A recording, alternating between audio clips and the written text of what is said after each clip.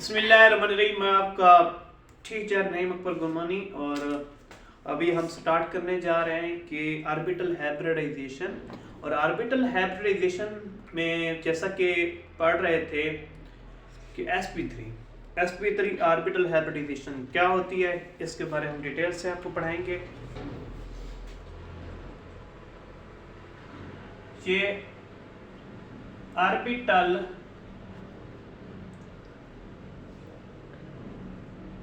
Hybridisation students एक ऐसा process होता है जिसमें डिफरेंट एटॉमिक ऑर्बिटल्स इंटरमिक्स करते हैं and form a new set of hybrid orbitals. इसका ऑर्बिटल हाइब्रिडाइजेशन, इसमें क्या होगा, एक ऐसा प्रोसेस होगा जिसमें डिफरेंट एटॉमिक ऑर्बिटल्स होंगे जिसकी एनर्जी और शेप क्या होगी, डिफरेंट होगी। वो आपस में इंटरमिक्स होंगे, इंटर होने के बाद उनकी एनर्जी और शेप क्या हो जाएगी, एक जैसी हो जाएगी। इसमें हम बता रहे हैं कि sp3 हाइब्रिडाइजेशन कैसे होती है, sp3 ऑर्बिटल हाइब्रिडाइजेशन कैसे होती है।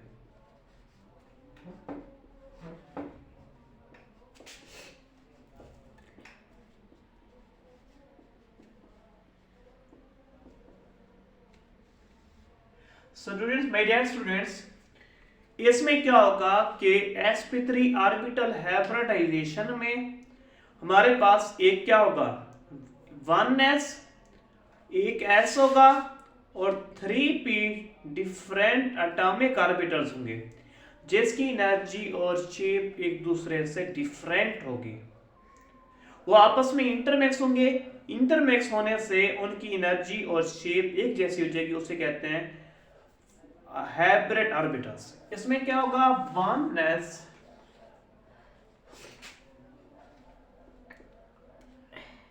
3p ऑर्बिटल्स, डिफरेंट ऑर्बिटल्स होंगे, p ऑर्बिटल्स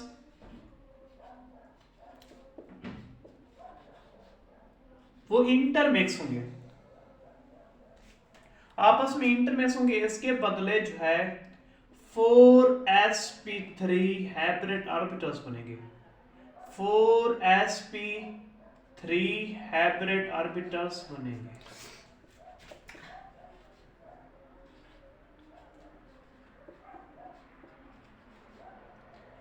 इसे कहते हैं sp3 ऑर्बिटल हाइब्रिडाइजेशन।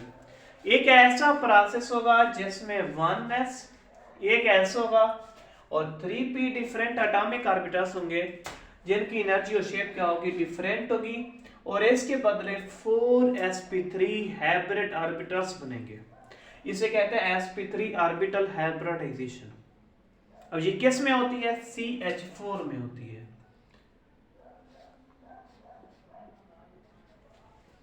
हमें कैसे पता चला कि इस CH4 में sp3 ऑर्बिटल हाइब्रिडाइजेशन होती है। एक फार्मूला होता है Z is equal to 1/2 number of valence electrons in central atom.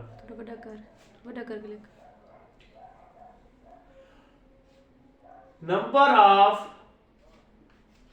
Valence electrons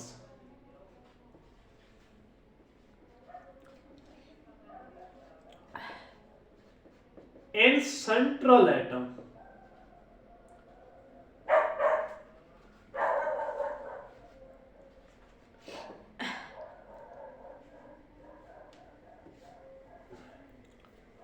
जमा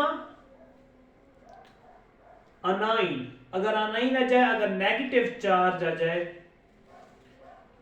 वो जमा करेंगे माइनस पॉजिटिव चार्ज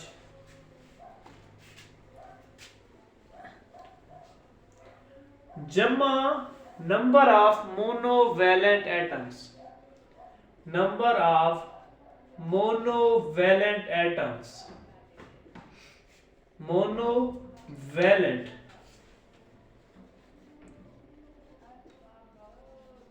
एटम्स। ये फॉर्मूला है। Z is equal to 1/2 number of valence electrons जमा negative charge minus positive charge जमा number of monovalent atoms. Monovalent किससे कहते हैं? जिसकी वैलेंसी एक होती है। जैसे कि हमारे पास होता है फ्लोरीन, क्लोरीन, ब्रोमीन और आयोडीन और हाइड्रोजन।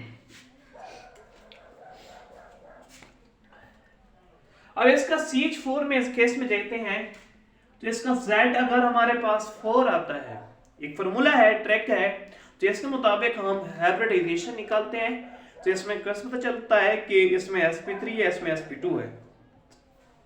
अगर हमारे पास Z4 जवाब आता है तो उस वक्त sp3 होगी। तो इस केस में देखते हैं, CH4 केस में देखते हैं Z is equal to 1/2 number of valence electrons of central atom. जो सेंट्रल एटम कौन सा है? कार्बन। ये सेंट्रल एटम है, ये सेंट्रल एटम है। इसके आखिरी शेल में कितने इलेक्ट्रॉन्स पाए जाते हैं? 4 इलेक्ट्रॉन्स पाए जाते हैं। इसका अटॉमिक नंबर 6 होता है। 6 होने की वजह से पहले शेल में 2, दूसरे में 4 इलेक्ट्रॉन्स पाए जाते हैं, आखिरी शेल में 4 इलेक्ट्रॉन्स पाए जाते हैं। इसके ऊपर ना ही पॉजिटिव चार्ज है ना ही नेगेटिव चार्ज है। इसके पास कितने ना मोनोवैलेंट जुड़े हुए हैं? 4 जुड़े हुए हैं जमा 4। यहां पर हमारे पास Z इज इक्वल टू 1/2, ना ही पॉजिटिव चार्ज है ना ही नेगेटिव चार्ज है। मोनोवैलेंट इसके साथ जो जुड़े हुए हैं, कार्बन के साथ 4 जुड़े हुए हैं जिसकी वैलेंसी 1 है। हाइड्रोजन जो जुड़े हुए हैं इसकी वैलेंसी 1 है, तो यहां पर हमने 4 ऐड किया, तो यहां पर हमारे पास जवाब है 8। चार्ज में 4, 8। Z इज इक्वल टू 8/2 करेंगे तो हमारे पास आता है 4। इसमें क्या होगी? sp3। Z क्योंकि 4 आ रहा है, 4 आने की वजह से इसमें sp3, क्योंकि 4 एक s और 3p कितना आ रहा है? 4। कितना आ रहा है? 4। माय डियर स्टूडेंट्स, अब इसके ऊपर आते हैं, इसमें हाइब्रिडाइजेशन कैसे आती है। और ऑर्बिटल हाइब्रिडाइजेशन का मतलब ये होता है ज्योमेट्री ऑफ अ मॉलिक्यूल के बारे में बताती है। मॉलिक्यूल की जो ज्योमेट्री है वो इसके बारे में बताती है। जिसकी ऑर्बिटल हाइब्रिडाइजेशन करते हैं उसके इलेक्ट्रॉनिक कॉन्फ़िगरेशन लिखते हैं। ये हमारे पास कार्बन है, कार्बन 6, 1s2, 2s2, 2px, इसके ऑर्बिटल लिखेंगे एटॉमिक ऑर्बिटल 2py,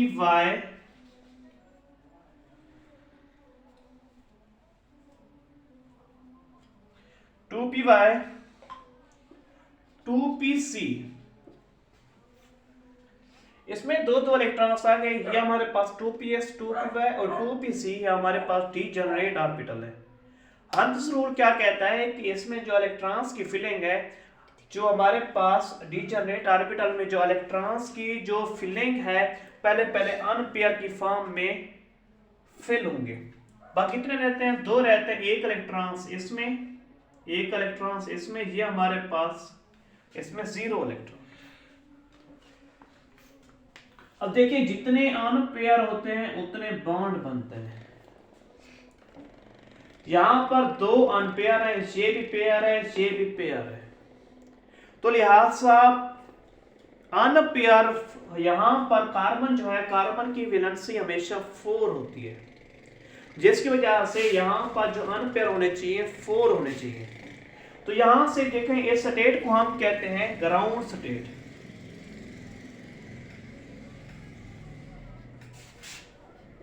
ब्लर आनी पे और ब्लर थी ये कैमरे दे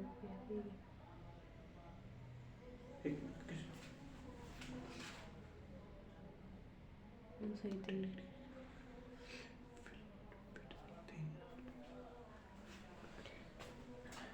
ग्राउंड स्टेट। स्टूडेंट्स इधर फोकस करें कि यहां पर 2 अनपेयर हैं, लिहाजा ये स्टेट को हम ग्राउंड स्टेट कहते हैं। यहां पर 2 अनपेयर हैं, कितने आने चाहिए? 4 होने चाहिए, क्योंकि 4 बॉन्ड बनते हैं, जितने अनपेयर होते हैं उतने बॉन्ड बनते हैं। लेकिन कार्बन 4 बॉन्ड बनाता है, इसलिए 2s से इलेक्ट्रॉन जंप करके 2pz में जाएगा। यहां से इलेक्ट्रॉन जंप करके 2pz में जाएगा। यहां पर C6 is equal to 1s2 2s1। यहां पर देखें कि अगर दो इलेक्ट्रॉन्स एक एटॉमिक ऑर्बिटल में आ जाएं तो वो एक क्लॉकवाइज घूमेगा, दूसरा एंटी क्लॉकवाइज। अगर एक आता है तो पॉसिबिलिटी ये है कि क्लॉकवाइज भी घूम सकता है, एंटी क्लॉकवाइज भी घूम सकता है। तो इसके लिए हम तीर का निशान से शो करेंगे 2s 2px 2py 2pz। इस स्टेट को हम कहते हैं एक्साइटेड स्टेट।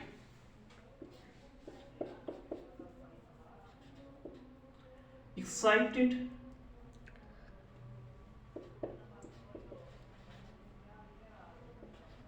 यहां से इलेक्ट्रॉन्स जंप करके गया, इस स्टेट को क्या कहते हैं एक्साइटेड स्टेट। तो इसके बाद एक्साइटेड स्टेट के बाद हम समझाते हैं कि यहां से हमारे पास इसमें होनी है sp3 ऑर्बिटल हाइब्रिडाइजेशन। इसमें एक s ये होगा और ये हमारे पास एक s 2s वाला 2ps 2py और 2pc। ये हमारे पास 3p ऑर्बिटल है, ये आपस में इंटरमिक्स होंगे। वही इंटरमिक्स होते हैं जो नियर सेम एनर्जी काफी करीब, जिनकी एनर्जी नियरली करीब करीब होती है, वो क्या होते हैं इंटरमिक्सिंग में हिस्सा लेते हैं एक्साइटेड स्टेट। अब इसमें देखिए इसमें होनी है sp3 हाइब्रिडाइजेशन। इसमें देखते हैं शेप के लिहाज से s की, अब देखें इसमें 4 अनपेयर आ गए, इस लिहाज से इसमें 4 अनपेयर आने की वजह से 4 बॉन्ड बन जाएंगे। इसमें s की जो शेप आएगी वो हमारे पास क्या आएगी सफेरिकल। सफेरिकल आएगी, s की जो शेप है सफेरिकल। ये हमारे पास 2s आया और ये हमारे पास 2px p वाले जो ऑर्बिटल होते हैं उसकी जो शेप होती है वो हमारे पास क्या होती है डम्बेल। यहां पर हमारे पास px की शेप आई, ये 2px। ये क्या आ गया स्टूडेंट्स, माय डियर स्टूडेंट्स, ये हमारे पास 2py, ये 2px। जो x एक्सिस के ऊपर डम्बेल आएगा उसे 2px। ये आ गया 2py, ये हमारे पास क्या आ गया 2pz। जो z एक्सिस के ऊपर आएगा उसको हम कहेंगे 2pz। यहां पर एक इलेक्ट्रॉन, ये क्या हमारे पास 2s, इसमें एक इलेक्ट्रॉन, इसमें भी एक इलेक्ट्रॉन, इसमें भी और इसमें भी एक इलेक्ट्रॉन है। ये एनर्जी डायग्राम है। अब इसमें देखें हमने कहा कि वो कौन से ऑर्बिटल इंटरमिक्स करते हैं जिनकी एनर्जी और शेप क्या होती है डिफरेंट होती है। इनमें एनर्जी और शेप देखें, इनकी एनर्जी कम है s की, इनकी क्या है बेटा ज्यादा है। इनकी एनर्जी और शेप क्या एक दूसरे से डिफरेंट है। ये आपस में इंटरमिक्स करेंगे। जैसे इंटरमिक्स करेंगे तो हमारे पास जितने आपस में जुड़ेंगे ऑर्बिटल उतने हमारे पास हाइब्रिड ऑर्बिटल्स बनेंगे। ये इंटरमिक्स करते हैं, इनकी एनर्जी और शेप क्या हो जाएगी एक जैसी हो जाएगी। ये हमारे पास है 1s2 यहां पर हमारे पास जैसे ही ये इंटरमिक्स करता है इसमें s कैरेक्टर भी आ जाएगा और p कैरेक्टर भी आ जाएगा, क्योंकि इंटरमिक्स हो गए आपस में मिक्स हो गए। इसमें हमारे पास बनेगा sp3 हाइब्रिड ऑर्बिटल्स, ये भी हमारे पास sp3 क्योंकि इसमें s कैरेक्टर भी आएगा और 3p का कैरेक्टर भी आ जाएगा। ये हमारे पास sp3 हाइब्रिड ऑर्बिटल्स, इसकी एनर्जी और शेप क्या होगी एक जैसी होगी। ये भी हमारे पास sp3, ये हमारे पास इसमें s कैरेक्टर भी आ जाएगा और p वाला भी कैरेक्टर आ जाएगा। 3p का कैरेक्टर होगा और एक s का कैरेक्टर होगा। इसमें भी s कैरेक्टर होगा और 3p का कैरेक्टर होगा। ये हमारे पास sp3, ये भी हमारे पास sp3 हाइब्रिड ऑर्बिटल्स बनेंगे। इनमें एक इलेक्ट्रॉन सामने एक इलेक्ट्रॉन है और इस स्टेट को हम कहते हैं हाइब्रिड स्टेट। इसमें क्या बनते हैं हाइब्रिड ऑर्बिटल्स बनते हैं, हाइब्रिड स्टेट आ गई। अब देखिए हाइब्रिड स्टेट क्यों, क्योंकि यहां पर हाइब्रिड ऑर्बिटल्स बने हैं, इनकी एनर्जी और शेप क्या एक जैसी है। अब इसकी शेप और एनर्जी देखते हैं वो क्या हो गई है, सेम हो गई है। एनर्जी डायग्राम बनाएंगे। अब इसकी जो शेप है वो हमारे पास इस तरीके से एक लोब आती है, इसमें एक इलेक्ट्रॉन, ये हमारे पास sp3 हाइब्रिड ऑर्बिटल्स है। यहां पर हमारे पास यहां पर भी हमारे पास sp3, इसमें भी एक इलेक्ट्रॉन। माय डियर स्टूडेंट्स, ये हमारे पास 4 sp3, जितने आपस में इंटरमिक्स हुए थे उतने हाइब्रिड ऑर्बिटल्स बने। 16 मैंने थी बना ली।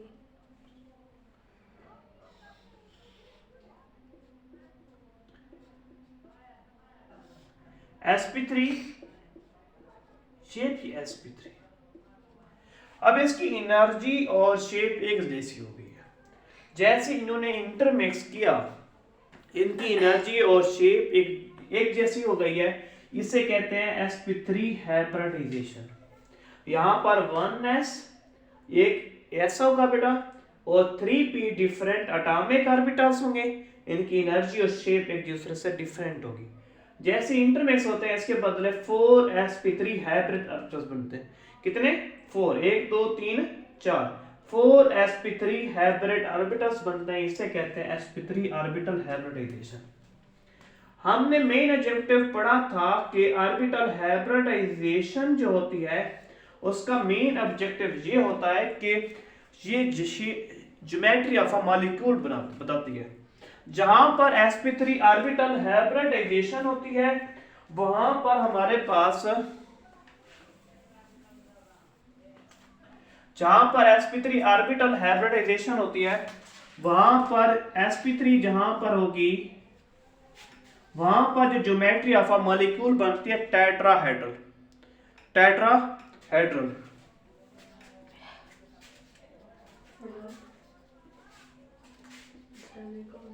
टेट्राहेड्रल 4 कोनों वाली। इसमें क्या होगा, यहां पर हमारे पास सेंट्रल एटम होगा और एक इस तरफ एक इस तरफ। ये हमारे पास टेट्राहेड्रल ज्योमेट्री बनेगी, जिसके दरमियान जो एंगल होगा, इनके दरमियान जो एंगल होगा वो हमारे पास 109.5 डिग्री होगा। ये हमारे पास कहीं कहीं पर लिखते हैं 109.75, 109.28 भी लिखते हैं। यहां पर हमारे पास क्या है, कार्बन है। यह हमारे पास हाइब्रिड ऑर्बिटल्स इस तरीके से कार्बन के गिर्द आएंगे कि हमारे पास टेट्राहेड्रल ज्योमेट्री बनेंगे। इस तरीके से अरेंजमेंट कर लेंगे कि हमारे पास एक खास एक ज्योमेट्री बनेंगे, वो हमारे पास टेट्राहेड्रल होगी। एक हमारे पास हाइब्रिड ऑर्बिटल्स इस तरफ है स्टूडेंट्स, एक स्टूडेंट्स इस तरफ, एक इस तरफ, एक हमारे पास इस तरफ। अब यहां पर हम इस तरीके से बना लेंगे। ये हमारे पास sp3 हाइब्रिड ऑर्बिटल्स है। यहां पर sp3 हाइब्रिड ऑर्बिटल्स,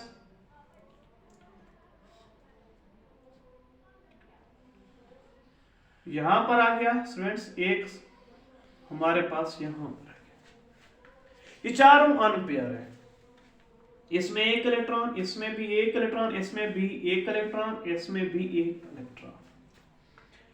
ये यहां पर हमारे पास इसे कहते हैं sp3 हाइब्रिड ऑर्बिटल्स। अब इनकी देखें इस तरीके से हाइब्रिड क्यों कहा, क्योंकि इनकी शेप और एनर्जी क्या होगी, सेम होगी। ये भी sp3, ये भी स्टूडेंट्स sp3 हाइब्रिड ऑर्बिटल्स, ये भी हमारे पास स्टूडेंट्स क्या आ गया, sp3 हाइब्रिड ऑर्बिटल्स। ये अनपेयर है। ये वीपीटी कहती है कि जो अनपेयर आपस में क्या बनाते हैं, आपस में जोड़कर जो है बॉन्ड बनाते हैं, स्टेबल हो जाते हैं। अब ये देखें, ये हमारे पास अनपेयर है, अनपेयर के साथ जोड़कर जो है एक बॉन्ड बना देंगे। इसमें देखें, इसके साथ कार्बन के साथ 4 हाइड्रोजन जुड़े हुए हैं। हाइड्रोजन क्या होता है, 1s1। ये भी हाफ फिल्ड है, इसमें भी एक इलेक्ट्रॉन्स की क्या है, कमी है। इसमें भी क्या है, एक इलेक्ट्रॉन्स की कमी है। इसमें भी एक इलेक्ट्रॉन्स कमी है, इसमें भी और इसमें भी। ये आपस में क्या करेंगे, ओवरलैप करेंगे। इंटरमिक्सिंग और चीज होती है और ओवरलैपिंग और चीज होती है। यहां पर देखें, ये sp3 जो हाइड्रोजन होगा वो आपस में क्या करेंगे, ओवरलैप कर लेंगे। इसमें कौन सी ओवरलैप होगी? sp3s overlap. ये s ऑर्बिटल है, sp3s ओवरलैप से इसके दरमियान बॉन्ड बन जाएगा। ये क्या हो जाएगा? स्टेबल हो जाएंगे, ये इनके दरमियान बॉन्ड बन जाएगा। ये भी अनपेयर है, इसके साथ कौन सा चीज आएगी? हाइड्रोजन आएगी। तो ये हमारे पास क्या करेगा? आपस में ओवरलैप करेंगे, sp3s ओवरलैप। यहां पर भी हमारे पास क्या होगा? हाइड्रोजन जो है sp3s ओवरलैप करेगा, यहां पर भी हमारे पास sp3s ओवरलैप होगी। ये हमारे पास इस तरीके से आपस में ओवरलैप करके कार्बन और हाइड्रोजन के दरमियान बॉन्ड बन जाता है और इसके दरमियान जो एंगल है वो हमारे पास रह जाता है 109.5 डिग्री। 109.5 डिग्री खास एक ज्योमेट्री बन रही है। कैसी बन रही है? टेट्राहेड्रल। अब इसके बाद एक और यहां पर हमारे पास sp3, यहां पर इसका मकसद क्या था? इसका जो ऑर्बिटल हाइब्रिडाइजेशन का मतलब ये ज्योमेट्री ऑफ मॉलिक्यूल पता चल रहा है कि ये इसकी टेट्राहेड्रल है। दूसरा पॉइंट वैलेंसी का पता चल रहा है, वैलेंसी ऑफ एन एलिमेंट। मतलब ये कि जो कार्बन है वो कितने बॉन्ड बना रहा है? 1 2 3 4 बॉन्ड बना रहा है। एक तो मतलब इसकी वैलेंसी क्या हुई? 4। इससे इसका भी पता चलता है। अब इसमें एक पॉइंट था कि यहां से इलेक्ट्रॉन्स जंप करवाने के लिए एनर्जी चाहिए, क्योंकि s की एनर्जी, s एटॉमिक ऑर्बिटल की एनर्जी कम है और 2p की एनर्जी क्या है? इससे ज्यादा है। जहां पर यहां से इलेक्ट्रॉन्स जंप करवाने के लिए, यहां से इलेक्ट्रॉन्स जंप करवाने के लिए एनर्जी कहां से आती है? सवाल ये है। तो एक्साइट करवाने के लिए, क्योंकि जो हाइब्रिडाइजेशन है और जो एक्साइटेशन है, इलेक्ट्रॉन्स का जंप करवाना और जो हाइब्रिडाइजेशन, इंटरमिक्सिंग एक ही टाइम हो रही होती है। एक्साइटेशन और हाइब्रिडाइजेशन एट अ टाइम हो रही होती है। हाइब्रिडाइजेशन का मतलब इंटरमिक्सिंग। जब इंटरमिक्सिंग होती है उस दौरान एनर्जी खारिज होती है। जो एनर्जी खारिज होती है वो इलेक्ट्रॉन्स को जंप करवाने के लिए इस्तेमाल होती है। इस तरीके से इलेक्ट्रॉन जंप करके जाएगा जिसकी वजह से एक्साइटेशन होगी। स्टूडेंट्स, अल्लाह हाफिज। जो चीज़ समझ नहीं आई आपने कमेंट में बता देना है, जो चीज़ समझ नहीं आई क्लियर हो जाएगी। अल्लाह हाफिज।